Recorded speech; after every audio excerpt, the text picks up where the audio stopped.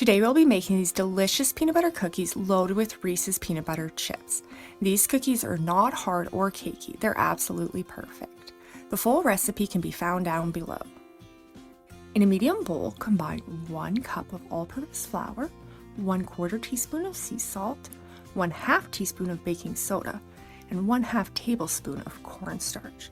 The cornstarch is super important to get the perfect texture. We're just going to give this a quick whisk until it's combined. In the bowl of a stand mixer, combine 1/2 cup of butter that is melted and cooled slightly, 1/2 cup of peanut butter, 1/2 cup of packed brown sugar, and 1/3 of a cup of white sugar. We're going to attach our paddle attachment here and mix this on low for about 2 minutes or until everything is well incorporated with the sugar there. Now we can add in 1 large room temperature egg, and we'll continue mixing this for about another 30 seconds or so until that is incorporated. Now we can add in our dry ingredients, and we can do this in one addition. There's not a whole lot of dry ingredients, so we shouldn't end up with a big mess. We'll want to mix this on low for about 30 seconds or so until the dough comes together, and don't worry, it's supposed to be a very loose dough.